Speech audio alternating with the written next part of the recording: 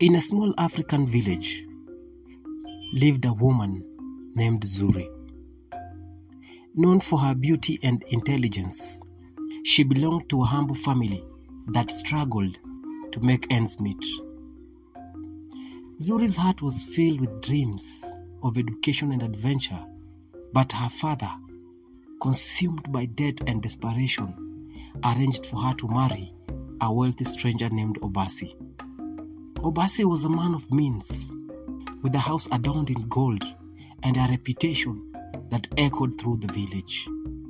Yet, little did Zuri know, he was not just a rich man, he was a ritualist who sought to deepen his wealth through dark sacrifices. As Zuri reluctantly stepped into a new life, she felt a chill run down her spine, but the weight of her father's decisions silenced her fears. The day after her wedding, Zuri noticed strange markings on the walls of Obasi's home, symbols that seemed to writhe and shimmer in the flickering candlelight. The air was heavy with a sense of foreboding, and the villagers' whispers grew more frequent. "He has taken her," they murmured, "and soon she will be lost." Days turned into weeks, and Zuri began to sense the true nature of her husband. She caught glimpses of shadowy figures lurking at the edges of her new home, and overheard hushed conversations about the chosen one and the night of sacrifice. With every passing day, Zuri's heart raced. She realized that she was destined to be Obasi's next offering. Desperate to escape, Zuri sought counsel from the wise woman of the village, Mama Amina, known for her deep knowledge of herbs and magic. Under the cover of darkness, Zuri snuck away from Obasi's mansion to visit Mama Amina, her heart pounding with fear. "Zuri, my child," Mama Amina said, her voice as soft as the night breeze. "The spirits have whispered to me of your plight. You must gather courage and be clever. We will weave a plan." Mama Amina gifted Zuri a small, intricately carved amulet infused with protective magic. "Wear this, and it will shield you from harm. When the moon is high and the shadows dance, that is your moment to flee," she said. The night of the ritual approached, and the air was thick with tension. Zuri's heart pounded in her chest as she prepared for her escape. She wore the amulet around her neck, feeling its warmth pulse against her skin.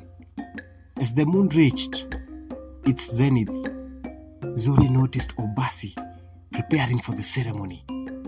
His eyes gleamed with the sinister hunger, and a crowd of hooded figures began to gather in the courtyard. It was time. With stealth, Zuri slipped out of her room and into the labyrinthine corridors of the mansion. Her breath caught as she heard the chants growing louder. She knew she had to move quickly. As she reached the main door, it creaked ominously, but she pushed through, stepping into the cool night. The village was a maze of shadows, but Zuri was determined. She dashed toward the forest, where Mama Amina had told her to seek refuge. Just as she reached the edge of the trees, she heard the chilling voice of Obasi behind her. "You think you can escape?" Fueled by adrenaline, Zuri ran deeper into the forest, her heart pounding louder than her footsteps. Branches clouded her skin, but she pressed on, remembering Mama Amina's words, "The spirits are with you, child." Zuri soon stumbled upon a clearing where the moonlight bathed the ground in silver. In the center stood an ancient tree, its branches twisting like the fingers of time. She climbed into its protective embrace, breathing deeply as she tried to calm her racing heart. Obasi, however, was relentless. He arrived at the clearing, his eyes searching the shadows. "Zuri, you cannot hide from me," he called, his voice echoing through the trees.